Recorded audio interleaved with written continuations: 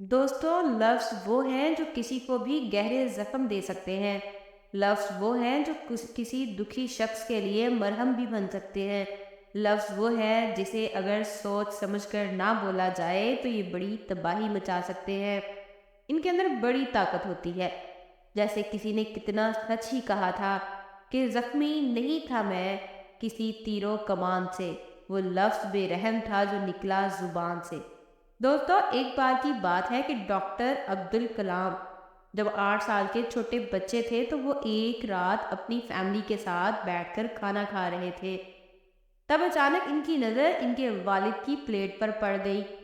इन्होंने देखा कि इनकी माँ ने जो रोटी उनके वालिद साहब की प्लेट में रखी हुई है वो जली हुई है, लेकिन इसके वालिद साहब कुछ भी कहे बगैर, कोई गुस्सा किए बगैर आराम से इस जली हुई रोटी को खा रहे थे।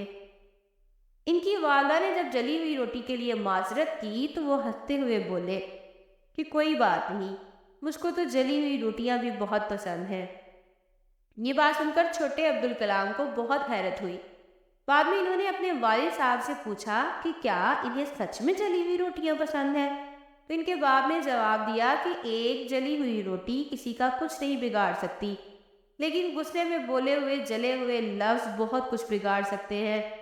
दोस्तों, ये सच है कि हम गुस्से में, नाराज़ी में कुछ ऐसे लफ्ज़ बोल देते हैं जो सामने वाले के दिल में कील की तरह चुभ जाते हैं। जब हम गुस्सा करते हैं तो कुछ ऐसे लफ्ज़ बोल देते हैं जो बिल्कुल इस लकड़ी पर ठोके गए कील की तरह होते हैं, जिन्हें अगर निकाल भी दिया जाए तो उसके सुराख, उसके निशान, उसके ज़ख्म हमेशा मौजूद रहते हैं। इनको हम ख़त्म नहीं कर सकते। दोस्तों, मेडिकल साइंस ने ये साबित कर दिया है कि जब आप गुस्सा करते हैं तब आप अपने जिस्म में जहर घोल रहे होते हैं। ये न सिर्फ आपके अपने लिए नुकसानदार है, बल्कि आपके रिश्तों को, आपके रिलेशनशिप्स को भी तहस नहस कर देता है। दोस्तों, थॉमस एडिसन जो प्राइमरी स्कूल में पढ़ते थे, तब एक दिन इनके टीचर ने इन्हें एक लिफाफा दिया। लिफाफे में एक लेटर था कि घर जाकर इसे अपनी माँ को दे देना। थॉमस एडिसन घर पहुंचे और अपनी माँ को लिफाफा देते हुए कहा कि टीचर ने ये आपके लिए भेजा है। माँ ने लिफाफा खोला और उसमें जो कागज था इसे हाथ में लेकर पढ़ने लगी। पढ़ते पढ़ते इनकी आंखों में आंसू आ गए।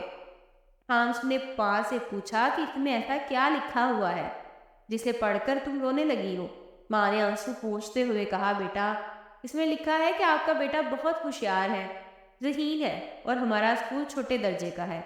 इसका मयार कम है, हमारे उस्ताद ज़्यादा पढ़े लिखे नहीं हैं, हमारा स्कूल इस काबिल नहीं है कि हम आपके बच्चे को पढ़ा सकें, इसलिए मेहरबानी फरमाकर आप अपने बच्चे को घर पर ही पढ़ाया करें। दोस्तों, इस दिन के बाद माँ थॉमस एडिसन को घर पर ही पढ़ाया करती थी।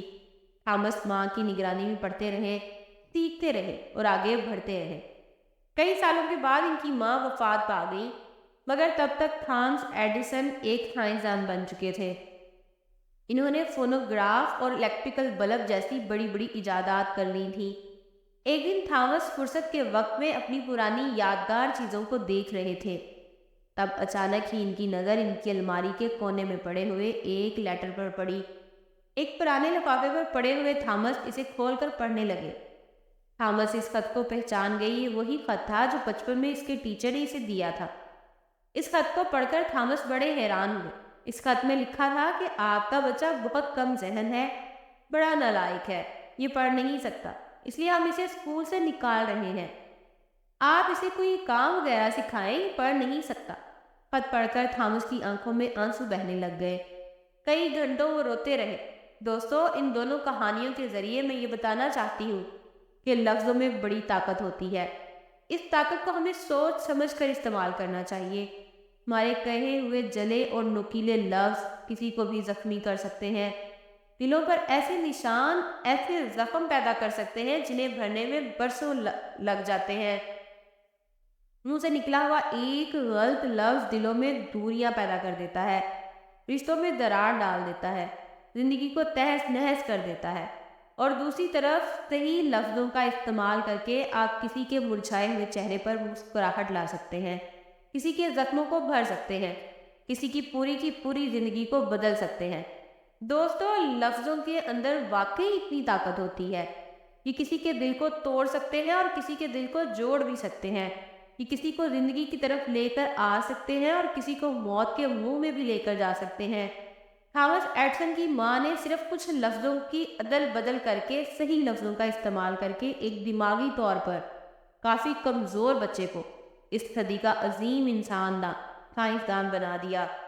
اور زندگی میں ہر روز کچھ نیا سیکھو، نیا سوچو، نیا کرو۔